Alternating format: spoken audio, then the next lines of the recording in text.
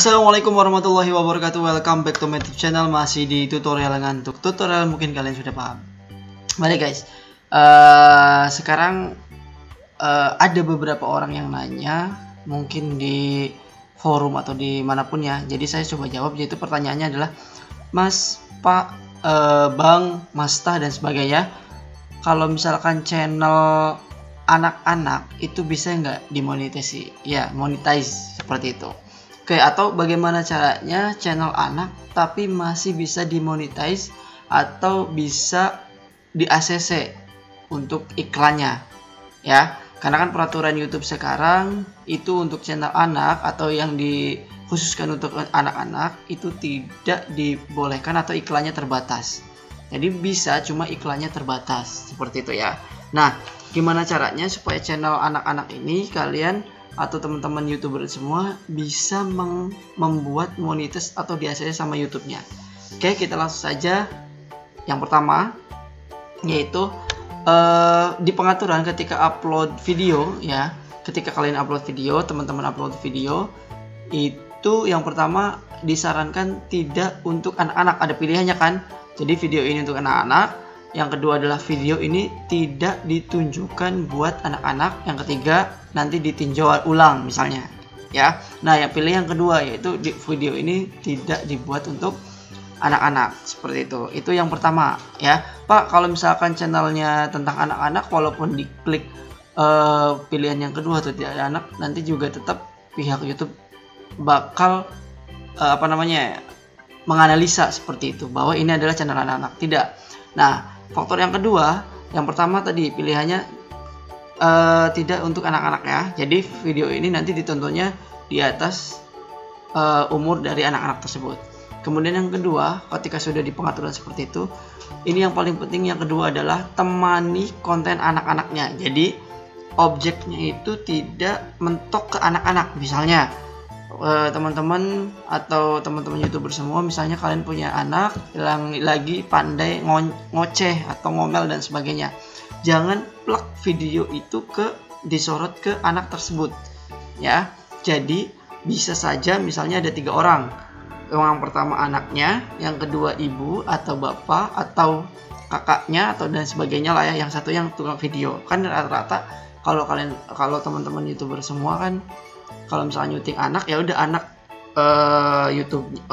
YouTubernya yang videonya. Jadi tidak temani anak-anak tersebut ngocehnya, misalnya diajak ngobrol, main dan sebagainya. Jadi ada 2 orang di situ, tidak 1 orang.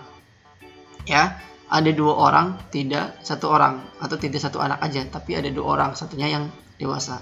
Itu akan aman untuk dimonetize. Jadi bisa dimonetize. Misalnya belajar ngomong, anak umur 1 tahun atau anak umur 1 tahun pandai belajar ngomong kayak gitu. Nah, nanti temenin, jangan 1 anak aja tapi temenin sama ibunya. Jadi ngobrol atau apapun. Itu faktor yang kedua supaya channel anak-anak Anda bisa dimonetasi. Ya, yang pertama tadi pilihannya tidak untuk anak-anak, yang kedua temani kontennya dengan ibu atau bapaknya atau saudaranya dan sebagainya, jangan sendirian pokoknya ya. Dan yang ketiga, ini yang paling penting ya, faktor yang paling penting adalah thumbnailnya atau judulnya jangan mengarah tentang ke anak-anak. Contoh, bapak ibu semua tadi misalnya anak tersebut lagi belajar nulis, jadi thumbnailnya jangan mengajarkan anak belajar nulis, jangan. Karena konten ketika anak itu sebagai subjek atau sebagai thumbnailnya, itu nanti pihak YouTube juga bisa menganalisa bahwa ini konten khusus untuk anak-anak, karena emang cara belajar menulis untuk anak.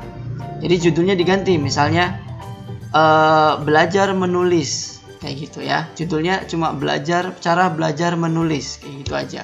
Jadi tidak ada kata-kata anak atau child atau dan sebagainya.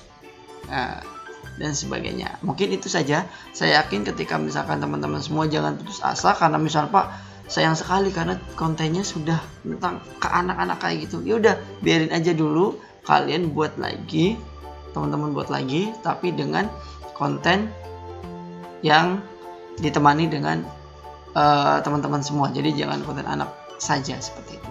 Kemudian tips yang keempat terakhir ya, ini terakhir, selipkan saja misalnya Senin sampai Jumat itu khusus untuk cara membaca, cara menulis dan sebagainya lah kayak gitu ya, atau cara nemani anak bermain dan sebagainya. Tapi saat selipin misalnya hari Minggu tentang beres-beres rumah, atau tentang bongkar pasang, atau tentang review produk, kan banyak produk anak tuh ya, review produk aja. Nah jadi di samping anak tapi ada selingan konten lain di situ dengan tema yang berbeda. Jadi yang keempat itu alternatif aja ya. Oke, terima kasih sudah menonton video ini. Jangan lupa like, comment, dan subscribe. Maaf kalau misalkan kata-katanya masih belibet ya guys ya.